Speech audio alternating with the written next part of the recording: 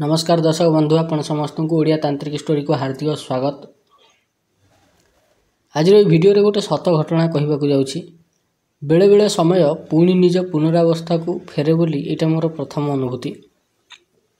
प्राय 1 वर्ष कि 2 वर्ष तले गोटे स्टोरी अपलोड करथिली। सेथरे मु कहितली कि केमती अनेक वर्ष तले गोटे समय एमिति थिला जेबे मु तंत्र मंत्र बाबद को किछि भी जानि नथिली।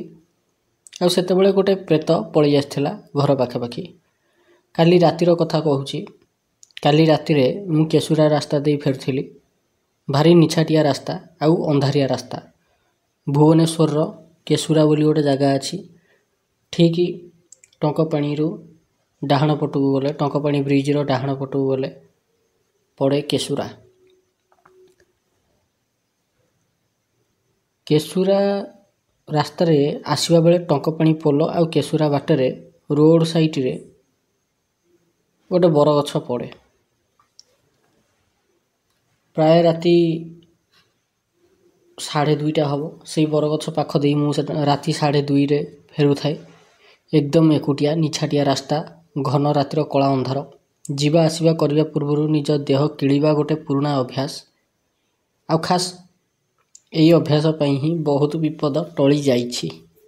सेई बरगछ ठारू किछि बाट आगकू आसीबा परे बाम पटे नदी गडाणी रे किछि गछ दूर दूर हेकरी जळुछि।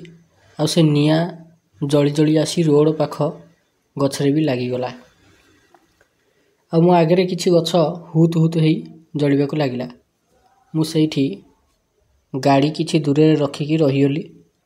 काले रोड ऊपर को से निया आसीबो कि कोन धास आसीबो कि कोन सेई भयरे टिके रहिगली। आ ओल्हेकरी परिश्रा कली। प्राय 1 मिनिट जाइछि कि ना नहीं रास्ता ऊपर गोटे कला छाई भूस किना पड़ैला। जेहेतु देह किलिछि आ कवच पिंधिछि रुद्राक्ष पिंधिछि एणु टेंशन नबार कोनोसी कारण नथिला। मु गाड़ी स्टार्ट करिवा पई जस्ट गाड़ी ऊपर बसी आगु को नैछि। आखि सामना रे बामरो डाहाण को 30 मीटर आगे गोटे स्त्री लोक चालिकी गला। से कला रंगर शाढ़ी पिंधिथिला आउ तार शाढ़ी कानी तले हुसुड़ी थिला। चेहरा स्पष्ट दिसु नथिला। केश एकदम मुकुला थिला। किंतु गोटे व्यतिक्रम देखागला जे से 2 स्टेप आगु को पाद पकाउछि उभा नहीं जाउछि। पुणी आविर्भाव होइकरी पुणी 2 स्टेप पाद पकई पुणी उभा नहीं जाउछि। आखि सामने रे सब देखिकरी आउ संदेह रहिलानि जे एटा गोटे अतृप्त आत्मा बोली। एमिति रे केशुरा गाँव रो कला इतिहास विषय रे आखपाख अनेक गाँ जानिछंती। केशुरा रास्ता रे आगुरु अनेक मर्डर हेइछि।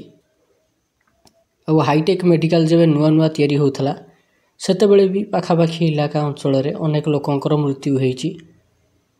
आउ एई समय रे मु टिके समय पाइबा क्षणी गाड़ी नेइकरी से स्थान रु पळी आसिली।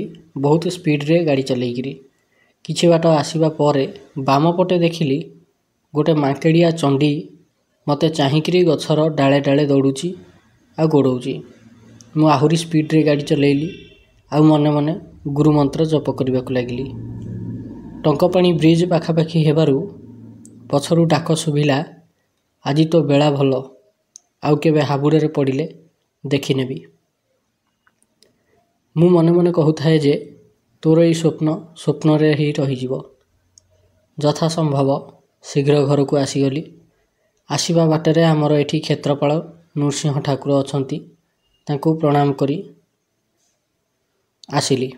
आ आम घर बाहर लागिथिबा टैप रे गोड़ हाथ धोइकरी घर भितर प्रवेश कली। गोटे कथा देख आउ अल्प केईटा दिन कले 2025 हब। किंतु आजिर समय रे भी अतृप्त आत्मा अशरीरी सह केबे केबे भेट होई जाए। और अनेक लोकंक सह अशरीरी भेट होई जाती। गाँवली जंगली इलाका रे लोक संध्या 8 पर भी देखि पारंती। किछि लोक याकू अंधविश्वास भावंती तो किछि लोक सत भावंती। सत सेही माने भावंती जो मानक सह केबे ना केबे अशरीरी मानकर प्रेतात्मा मानकर भेट होई थाए।